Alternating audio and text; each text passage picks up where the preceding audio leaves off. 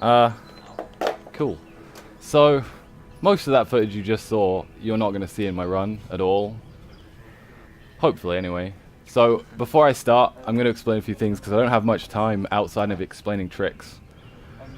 I have no idea really what the story of this game is, but someone gave me a pretty good idea, and I think I like it, which is Wheatley has come back from space, but he likes it too much, so he wants to find a way to get back into space, which is about as good a story as any. Also, small possibility of like a seizure warning at the start of this game because of a trick I have to do. It can cause like really quick flashes, though it is quite rare. Yeah, that should be enough. Oh yeah, the basic idea of the game, it's kind of like Marble Blast Ultra but with puzzles. I'm gonna skip the puzzles, so it's kind of like Marble Blast Ultra but glitchy. And I just do this to show that it is a new file, because the first glitch I do, if you've played this game, will seem very weird. So I'm ready when you guys are. Okay. Yeah. 3, 2, 1, go. Right, so the very first trick I do is, this game has a return to last checkpoint, and I have a new game, so there's no checkpoint created. If I do it quick enough, the checkpoint it gives me is the ball position, which is in the menu, and the menu happens to be in the third world. So basically what happens is I get given the power-up that you're supposed to get halfway through World 1, which is a boost power-up, and I just get given it at the start of the game, which breaks the game a lot, because they really didn't understand how powerful this boost is, because it can clip through every single physical object in this entire game. And we got that. Okay, good. That can occasionally go wrong. So this is like a little intro stage. It's kind of finicky with the boost because you're really not meant to have the boost, and you can clip into objects quite easily, like entirely by accident. So the first trick I'm gonna have to do after this is to skip the entirety of World 1 and most of World 2, and it's thanks to, I can't remember who found it first, Cryptic Jackknife or Elemental Guard, but basically you can clip through a puzzle, and we've in World 1, and we found that World 2 is loaded beneath World 1, and the puzzle I'm about to enter technically counts as World 1, so just beneath it is World 2. I didn't get the quick entrance. So I'm just going to clip out and fall into World 2, because that's pretty normal, and because, like I say, I don't like puzzles. It's gonna be a little late. Oh, I got away with it. So I have kind of a setup for this to work, and then I just need to not fail at boosting, and I will land in the second to last room of World 2, and I just have to push a boulder, and then that's the whole of World 1 and World 2 done. It's a bit finicky because I can't make any adjustments once I've done the actual boost, because as you can see, this is my entire screen, and the level doesn't load until I'm in it, basically. So I just have to assume I've got the right angle. I should be in the top of the room. I might have... Oh no, did I... Please tell me I didn't get this. Oh my god. Okay, I have to redo that. That was the one thing I didn't think would happen. Okay, I messed up my angle, and there's one place in the entire room where you can get stuck in a rock that you can't clip out of for some reason. That's a really annoying reason to lose time. So you don't like puzzles, but isn't pushing a boulder also kind of a puzzle? It's sort of a puzzle, but I mean, I wouldn't count it. All it is mashing B until it moves. There's no real like working out where things are in it. It's just doing dumb stuff.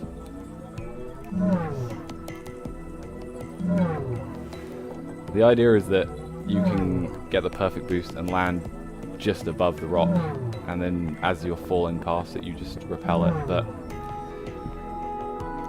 hopefully just a safer setup, which means I should land kind of in the middle of the room instead. Before that doesn't happen. Okay, I took it a little too safe. So this is the room. You want to land basically up there, but I wanted to be safe just in case. I wasn't really expecting that glitch to happen. Oh, really? Okay. And the lift here has like a really weird floaty mechanic. So you can actually use it to infinitely fly in this game, but it's unfortunately useless.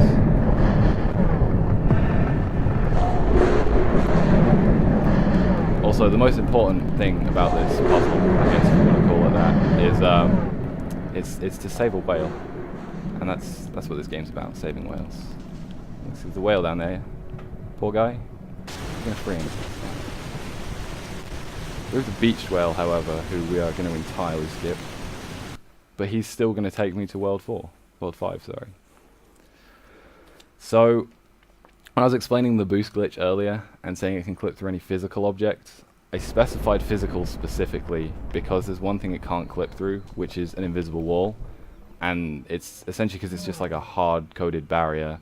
There's one way to get around that, though, which is to despawn the entire map, because then the invisible barrier just sort of isn't there, because it doesn't need to stop you going through a level. So this entire level has invisible walls around it. I'm just going to kind of despawn the map to get rid of them, because as I said before, I don't like puzzles. In fact, if I remember correctly, there are 5 puzzles in this game which I have never completed, because when I played this game casually, by the time I reached World 4, I found out this game was super broken, and I skipped the whole of World 4. And the only reason I even know what's in them is I watched a blind race of this game. Filthy cheating bastard. I mean, I think the puzzles are the only kind of bad aspect of this game, to be honest. They're nice puzzles, but because of the mechanics of the game, you are kind of too fast to execute them well, so they're a bit annoying to execute. So this jump is really annoying, because pretty much it changes every single time, and I have to adjust every time I do it. So I need to despawn the map mid-jump, and then jump back into the map on the other side, past the barrier, but I need to not load the map as I do it. I just need to stay on the edge. It's quite low, that's going to be an awkward angle. Should be good. Okay, yeah, okay, we're good. So I landed on the other side. Water, please, thank you. Oh, wait, I have to figure out the camera angle for this. So yeah, as you can see, this is a really hard trick because a lot of it is blind. So I have to land on the land. I have to land on the other side, basically. Not load the map, because I'm basically in the map between worlds 3 and 4, and it's really messed up. Like, the grid position is totally skewed. So if you load it, what happens is you load the land above you, and you just fall through it, basically. And you can still sometimes get into the water, but you're really low, and it means you have to spend a bunch of time getting back to the top of the water, which I'm already at now. Unfortunately, I have to find the map right now because it's quite hard. Oh, I got the right position. That's good. So yeah, there's the beached whale over there that we're totally gonna not save. I'm gonna try and save him, but it's not gonna go well probably. It's a really difficult trick, so I need about 15 perfect boosts for it to work. So I'm now in the out of bounds of World 4. Well, or the bit between World 3 and 4. But invisible walls don't are both ways. So I'm stuck out of bounds basically. But for some reason that I'm quite happy about, right at the end of World 4, the water just doesn't have an invisible barrier. Like, if you just played this game without knowing anything and swam out into the water because you didn't know what to do, which I did, you would just go out of bounds. Going out of bounds by swimming now, that's a first. Yeah, no. Oh wow, okay, that's really bad. That's gonna cost me a lot of time. I don't know if I can save this. Yeah, invisible barrier, shit. That's really bad. Okay, that just cost me about 3 minutes. That's really annoying. I don't know why it boosted like that. So the problem with boosting in this game is it's really finicky, because it's quite hard to figure out the angles exactly. But that's going to have basically cost me any chance of this being a decent run. I wanted a 13-14 minute run. The current record is 12 minutes and 24 seconds. This is probably going to be more like a 17-minute run. And that's if everything else goes well and if I don't screw up. Oh, don't clip. Okay. You can fall through every floor in this game as well, and it's completely random, which is why the estimate was a lot higher than it should be, because what I just did could have happened by just clipping through the wall, through the floor, whereas that was just my own fault. I didn't read the wall properly, the ground properly. I just have to hope I don't screw this up again. Oh, that's really bad. Okay, we still got it.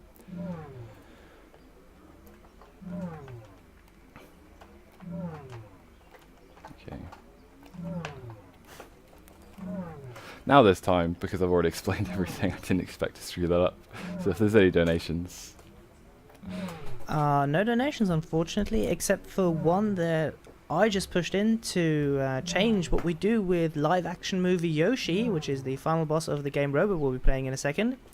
I chose to donate $15 on Glitch, so at the moment Glitch is in the lead by $4. If you want to ignore it, go for 16. Good man. Everyone should donate for Glitched. Glitched has to be better than Kill. That's always the better option. And glitch, but only if I get the excited about dying. If you can kill and glitch, that is of course infinitely superior to just glitching. If I get through the whole thing back. Okay. Now, if Robo gets through the whole thing without dying, as he said, so go for it. Okay. Why not? It's Christmas. So let's try not screw this bit up again. Oh, this jump's kind of annoying because you can't actually see the edge. You just have to guess from when he starts rolling backwards. Also, for some reason, well, I guess it makes sense that since I said it was Wheatley, but I'd always called this ball a he, and I don't really know why, since it's basically an inanimate object. But I can't complain. Okay. So, yeah, the reason this screwed up is that there's actually an invisible wall slightly to the left, slightly to the right of me, and right before I was trying to adjust the camera, and I flipped it slightly to the right, which meant as I was going up, I just went straight into the invisible wall and bounced off. And you can save it, because you can actually get back out of bounds in that area, but it's really difficult. It was basically bad by me. It was nothing other than just being terrible. And almost this entire area scares the hell out of me. I reckoned it would happen in my marathon run. It still might. You can clip through the floor at any point here, and as you've already seen, it cost me quite a lot of time because it warps you back to the start of this trick. In fact, my world record run, I clip under and clip back up, and I went like crazy. I thought the game was going to massively screw me because it was a really good run.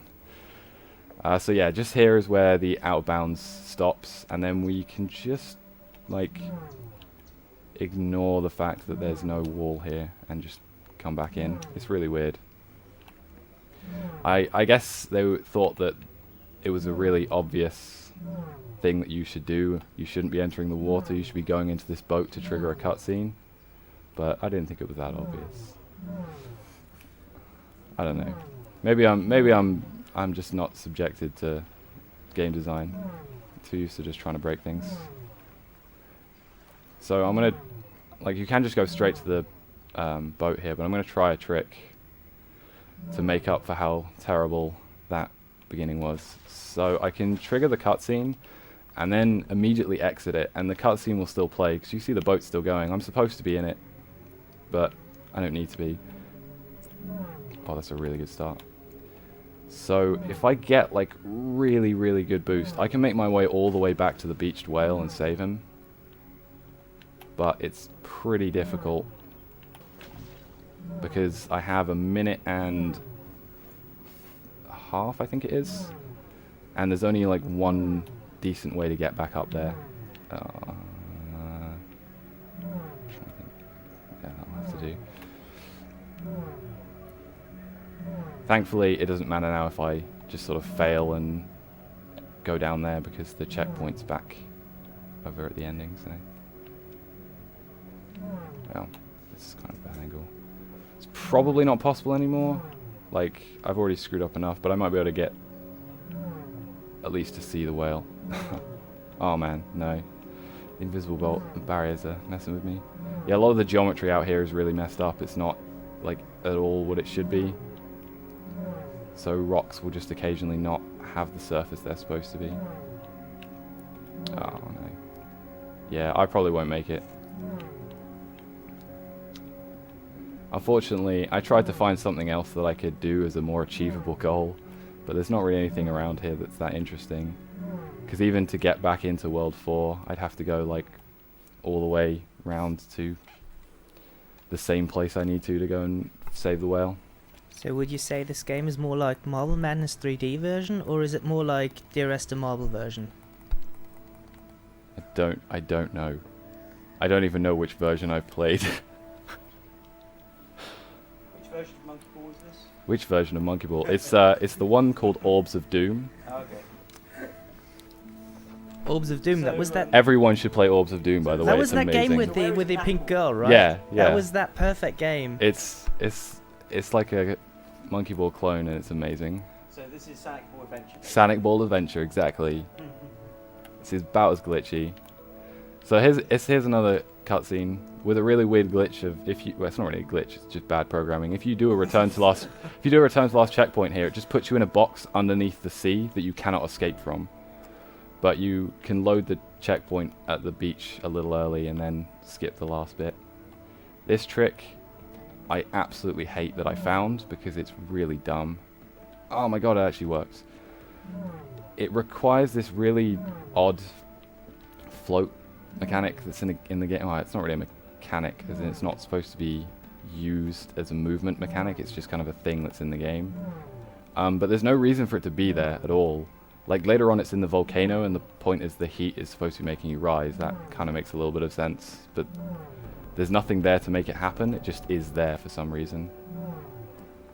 And you're going to see something which you haven't seen at all in this game, which is this thing here, which is supposed to be powering up puzzles, but you know, we haven't been needed to do that, surprisingly. This is the only thing you need to power up in the game, and you can skip it as well. You don't even need to do it, but it's a lot slower to skip, because you can basically climb this entire volcano if you want, despite it supposedly being out of bounds. Ugh. That's how easy it is to clip in this game. I wasn't trying to clip, I was just trying to bounce off it.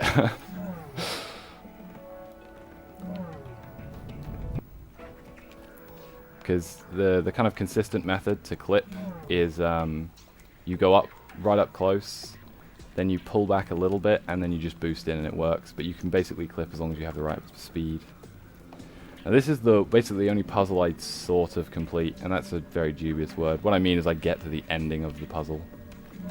But you're supposed to use the repel mechanics, and you pick up these orange... Oh no, you pick up the orange balls, you chuck them into the middle, it opens up another bit, and you keep getting higher and higher, but they didn't understand how powerful the boost is at all. So you can just jump to the top and then jump out. But this setup is really weird because it requires the float mechanics to not be terrible. And they're really weird. So that was actually like nowhere near enough speed to get to the top, but you can just sort of float the rest of the way there. This is also where you can get the infinite fly glitch, but unfortunately it would be really useful. Oh, that's the exit, by the way. It would be really useful if it wasn't if this map at the end was loaded above like it should be, but it's not, unfortunately. I'm going to try this one trick once. You can clip through here, but I don't know if you can tell, but I can't move properly, so I can't set up the clip like I normally would. No, okay, I'm only going to try it once because I've not got it very much recently. But yeah, you can clip through and save this little bit of time here. Oh man. So I'm just trying to figure out how bad this run would have been even if I didn't mess that up. It would have been about 14 minutes, which is all right. But Oh wait, I completely forgot. I clipped into the rock as well. This has been about as much as. Oh right, ready on time. Sorry, I wasn't even paying attention. Rambling too much time. That's about as train wreck as that game can go, which is why it's like a really good game to run. Like bad things can happen, but most of the stuff has setups and it's really fun. I'm probably going to do a tutorial on it pretty soon for all the setups because it's a really fast, good game that people can run. But yeah, that's InFlux. We now have a long, unnecessary cutscene for Wheatley going back into space. I have no idea why this contraption is in a volcano. The story of this game is very confusing to me. People don't play Sonic Ball Adventure HD for the story. Yeah, I know. Sonic Ball is not there for the story. It's there for the speed. It's there for the boosts. Fast for Sonic. I do love that you almost forgot to call time at the end of that run. Like, it's like not that there's anything big going on, not like you were fighting a final boss and you've lost count of your hit or something. Just it rambling. was just you forgot that you were running into the end of the game. Perfect. Alright. Now, after you have now seen InFlux, I think Great Guy Analysis is almost ready to start. I'll do a final check of donations to see if anybody decided to snipe away. Nope, nobody has decided to snipe away, so I'm closing the donation incentive for how to deal with a final boss, and it is still Glitch. However, Robo said he will be going for kill and glitch, so if he can get through the game deathless. And I shall now pass it over to Meridian because I'll sit myself on the couch.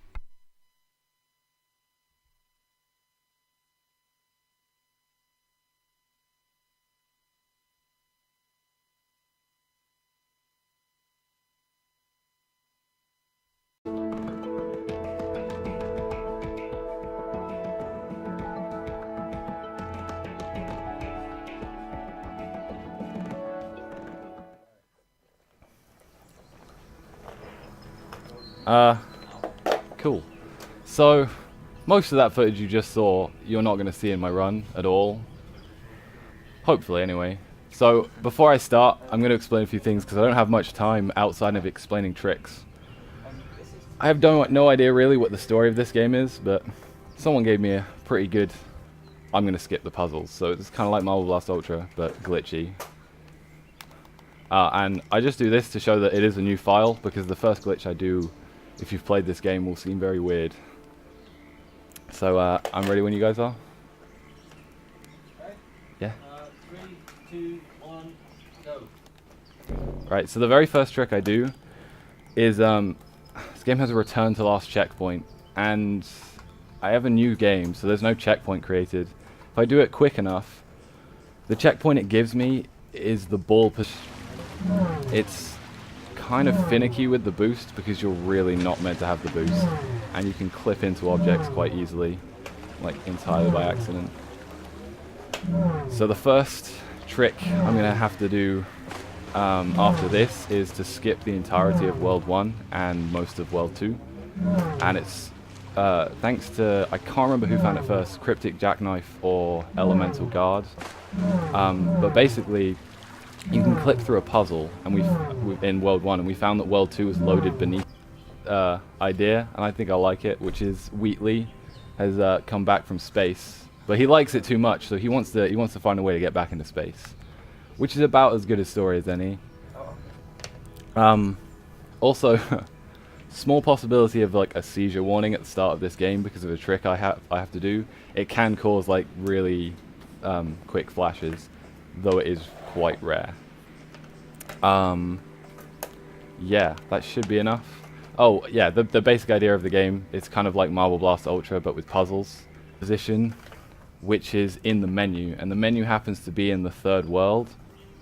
So basically what happens is I get given the power up that you're supposed to get halfway through World 1, which is a boost power up, and I just get given it at the start of the game, which breaks the game a lot, because they really didn't understand how powerful this boost is, because it can clip through every single physical object in this entire game. And we got that. Okay, good. That can occasionally go wrong. So this is like a little intro stage.